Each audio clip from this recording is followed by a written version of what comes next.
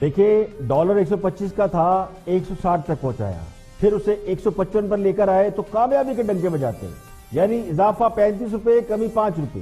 چینی پچھلے دور حکومت میں 52 روپے تھی، وہ اوپر جاتے جاتے 90 روپے فی 1 کلو پر چلی گئی، پھر 80 پہ لے آئے، یعنی اضافہ 40 کمی 10 روپے۔ یہی حال آٹے کا اور دوسری اشیاء کا ہے۔ بجلی گیس کی قیمتوں کا تو یعنی اس میں تو کمی کا سوال ہی پیدا نہیں ہوتا، کیونکہ ان پر IMF کا کنٹرول ہے۔ تو اشیاء خرد و نوش کی قیمتیں جو ہر ہفتے بڑھتی اور کم ہوتی ہیں، لیکن مہنگائی کا تعلق صرف اشیاء خرد و نوش سے ہے ہی نہیں۔ اصل جو قیمتیں بڑھتی ہیں یہ مہنگائی ہوتی ہے، اس کی وجہ بجلی گیس اور پیٹرول کے نرخوں سے ہے۔ بنیادی جو انفلیشن ہے وہ ان 3 چیزوں کی وجہ سے اوپر جاتی ہے۔ تو ان میں کوئی کمی کی ہو تو بتائیں۔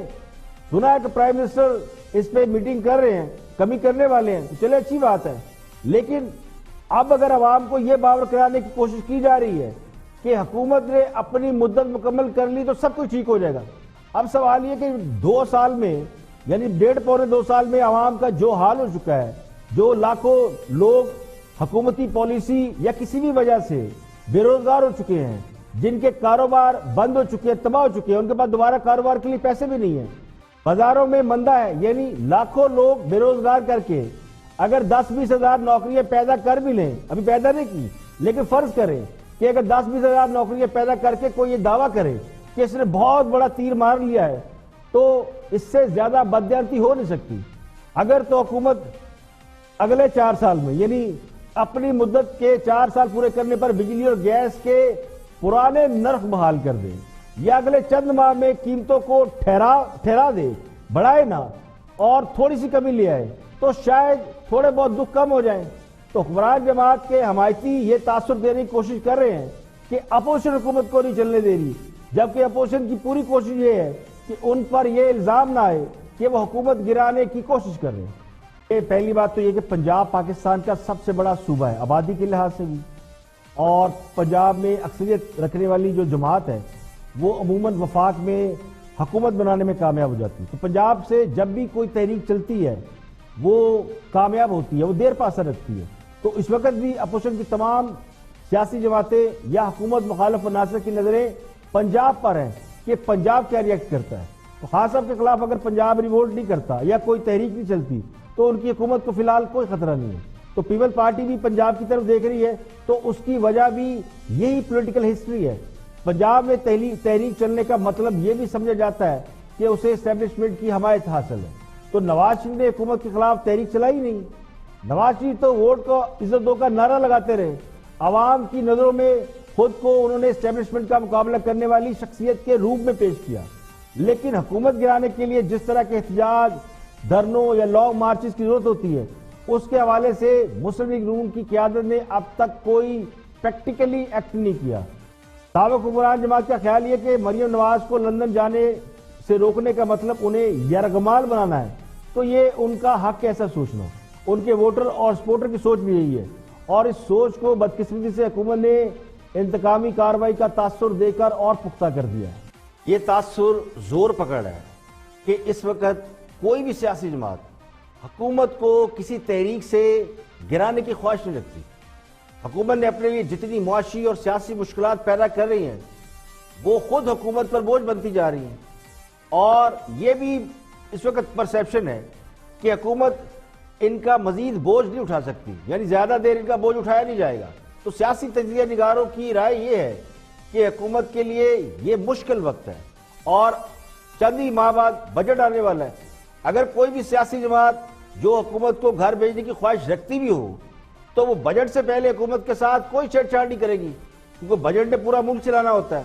تو حکومت کے ناقدین یہ سمجھتے ہیں کہ اب تک جتنا ٹائم حکومت نے نکالا ہے وہ صرف اس وجہ سے کہ انہوں نے سارے الزامات سابقہ حکومتوں پر لگائے ہیں، یعنی مہنگائی ہوئی تو سابقہ حکومت، کرپشن ہوئی سابقہ حکومت، قرضے لیے سابقہ حکومت۔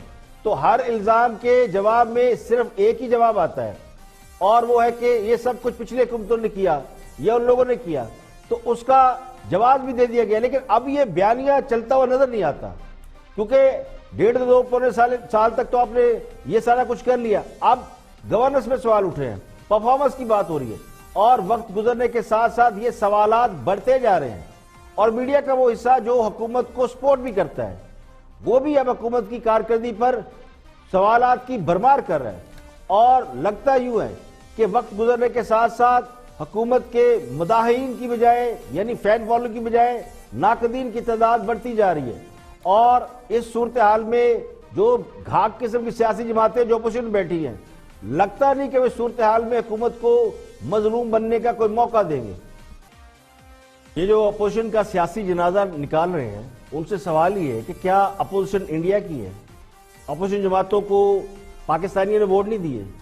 لوگ اگر ایک دوسرے کے نظریے سے اتفاق نہیں رکھتے، پولیٹیکل ڈیفرنسز ہیں، تو اس کا کیا مطلب ہے کہ ایک دوسرے کی توہین کی جائے؟ حکمران جماعت کو اگر اپوزیشن کی مخالفت کے بغیر حکومت کرنے کا موقع مل رہا ہے تو اس سے اچھی بات حکمران جماعت کے لیے اور کیا ہو سکتی ہے؟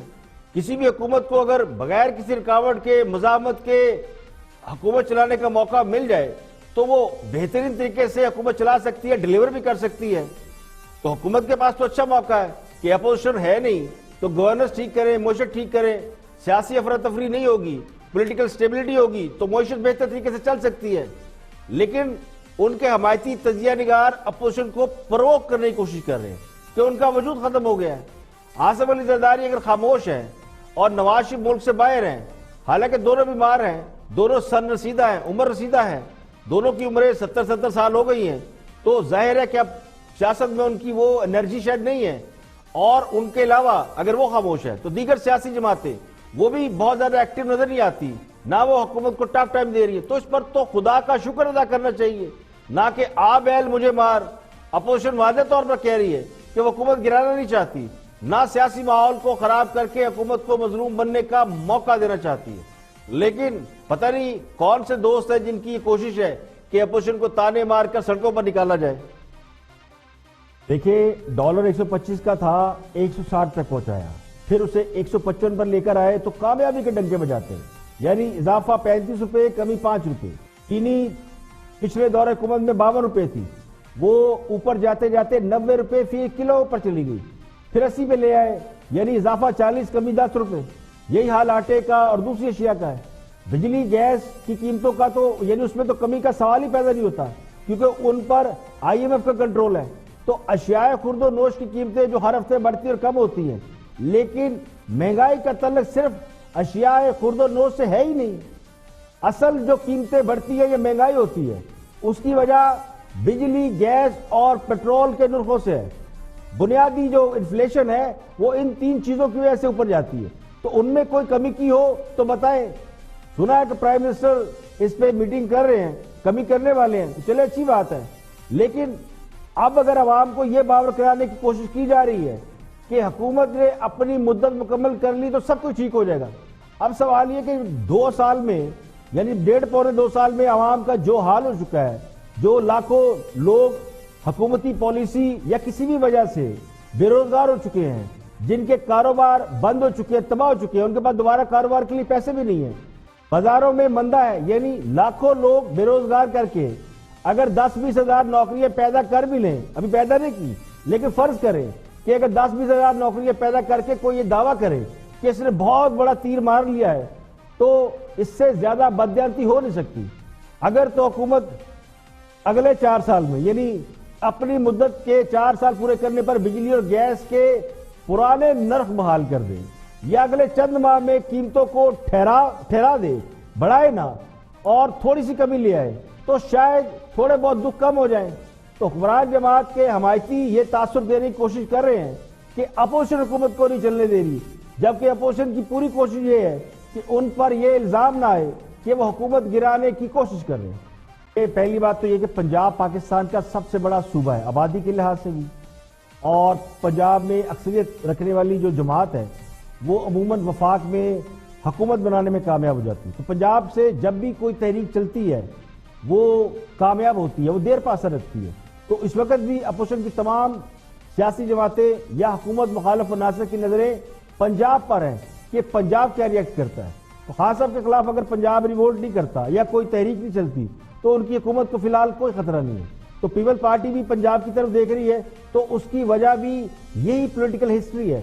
پنجاب میں تحریک چلنے کا مطلب یہ بھی سمجھا جاتا ہے کہ اسے اسٹیبلشمنٹ کی حمایت حاصل ہے. تو نواز شریف نے حکومت کے خلاف تحریک چلائی نہیں. نواز شریف تو ووٹ کو عزت دو کا نعرہ لگاتے رہے. عوام کی نظروں میں خود کو انہوں نے اسٹیبلشمنٹ کا مقابلہ کرنے والی شخصیت کے روپ میں پیش کیا.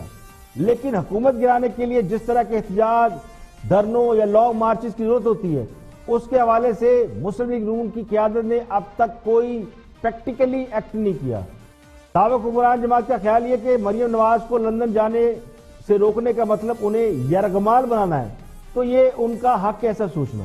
ان کے ووٹر اور سپورٹر کی سوچ بھی یہی ہے، اور اس سوچ کو بدقسمتی سے حکومت نے انتقامی کارروائی کا تاثر دے کر اور پختہ کر دیا.